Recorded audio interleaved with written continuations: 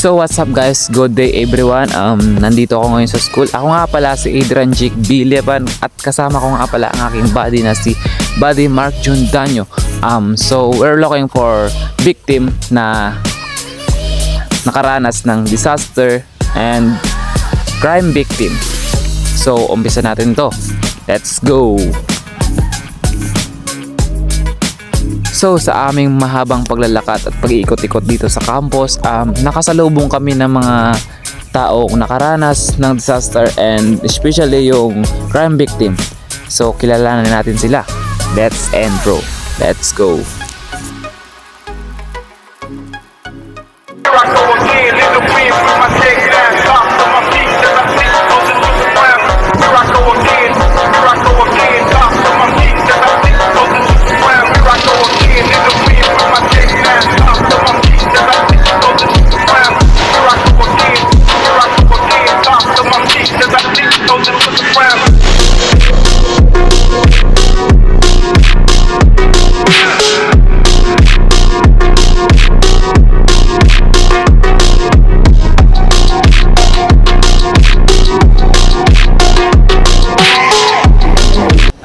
Good afternoon, ako po si Adrian Jake Biliban.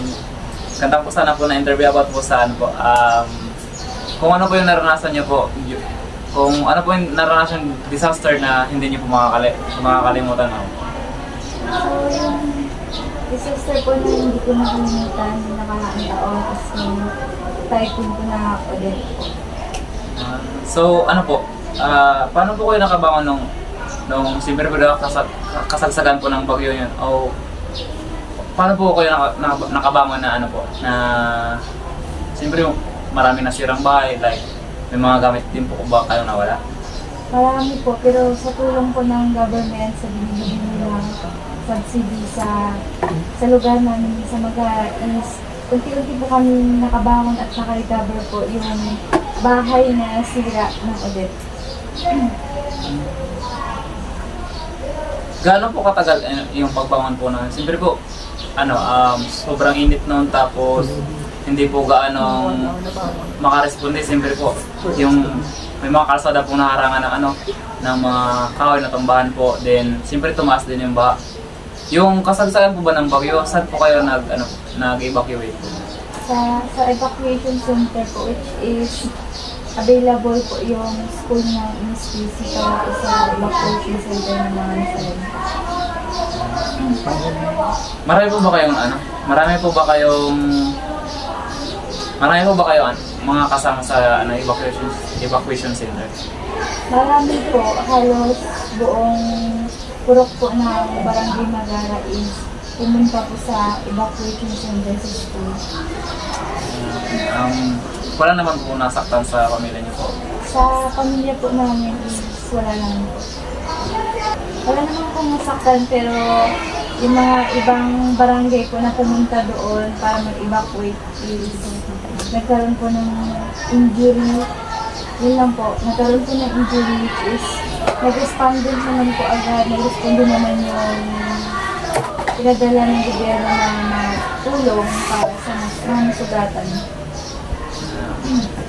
Maraming salamat po sa pag-cooperate niyo po sa amin po.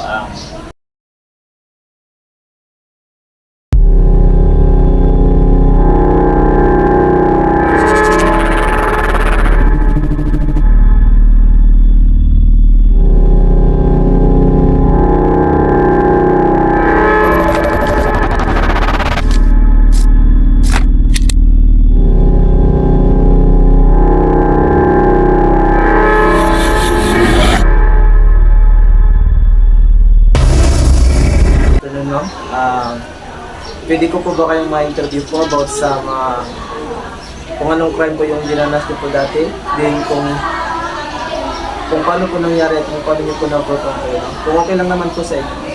Okay po. So, pwede ko po bang malaman kung anong crime po yung naranasan niyo, kung ano po yung kaso yung sinampay niyo po sa school? So, yung kaso po na sinampa ko dito ko po ay act of lasciviousness. Then, pwede ko po bang malaman kung paano po nangyari po yun? Nag-aaral pa po kasi ako ng grade 12 ay nakatira po ako sa bahay ng tita ko.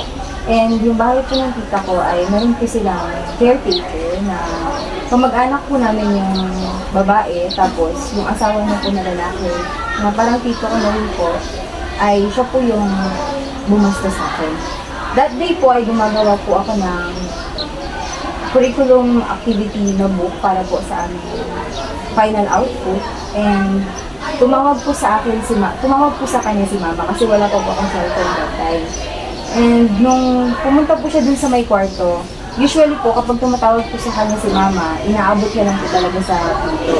And after niya po inaabot, umaalis na po siya. But that day po, hindi ko po alam kung paano nangyari yun. Kasi po, after ko po kunin yung phone na inabot niya sa akin, ay tumalikod na po ako at kinausap si mama. Saglit na din po kami nag-usap kasi sinabi niya lang din na tatawag daw si ate.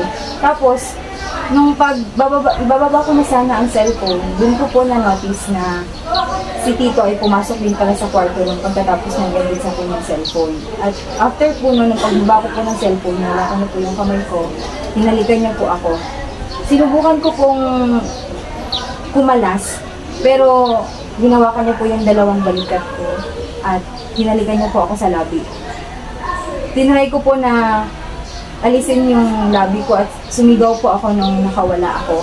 Pero wala din pong nakarinig. Pero after po nung pagsigaw ko, parang natakot din po si Tito, kaya lumabas po siya. Pero bago na po ako iniwan dun sa kwarto, ang sabi niya lang po sa akin, "Ow." And then, nung lumabas na po siya, umalis po siya ng bahay.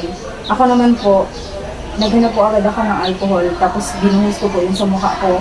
Tapos, gusto ko po sanang magsumbong that time kay tita, pero iniisip ko baka ako lang din yung maagrabyado kasi baka mas kandiyan yung asawa niya. Hintay ko na dumating yung mga kagrupo ko noon sa paggawa ko ng curriculum activity portfolio. At nung pagdating po nila, kinausap din nila ako.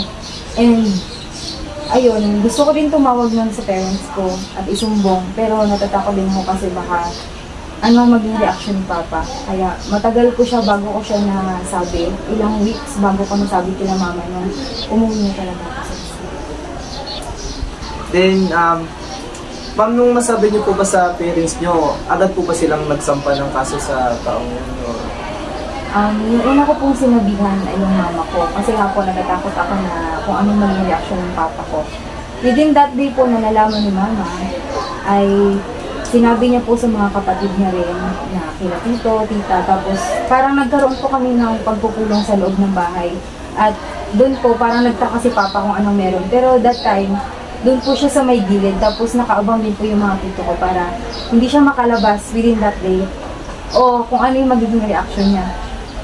Tapos po, nung nai-reveal na namin kay Papa, yun, yung mga tito ko po, yung nag-take ng step para kumilos. At yun po, magsampa po ng kaso. Pumunta po kami ng Taytay at tinulungan po kami ng vows. Yung vows na sa Paris, tinulungan po nila kami para maglakad ng mga papeles dun sa PNP at nagpa-blatter na din po kami. So, ma'am, ano po yung naramdaman nyo nung sarili, parang tito nyo lang po yung gumawa ng ganyan? Siyempre po, unang-una, masakit po yun sa part kasi pinagkatiwalaan sila ng parents ko, ng parents ko at ng tita ko na yun yung nagpapatira sa bahay nila at parang naging magulang din namin sa loob ng bahay na tinitirhan namin habang nag-aaral kami. Tapos siya din mismo yung gaganon sa akin. So, ma'am, anong ano lang po? Tanong na po kung, di ba ngayon po wala na po? Tapos sa tuwing naalala niyo po yung krami, nasasaktan pa rin po ba kayo? Opo. Hindi po kasi talaga ganun kadali na mawala yung sabihin natin yung trauma. Lalo na kapag may mga bagay na nag-trigger, lalo na kapag minsan may mga bagay na like physical touch na may magpapaalala sa'yo na halimbawa kung paano kanya hinawakan that time tapos may hahawak sa'yo sa balikat mo na kung paano kanya hinawakan, maaalala at maaalala mo yung paano nangyari. So, masasabi niyo po bang na-overcome niyo po yung krimen na yun or ang ngayon mas bumabalik pa rin po sa Masasabi ko po na slowly, nakakaya ko naman na siyang kalimutan, ibaon. Pero may mga time pa rin po talaga na hindi talaga siya totally na mawawala. Kasi may mag-trigger at may mag-trigger talaga sa So, yan lang po ma'am. Maraming salamat.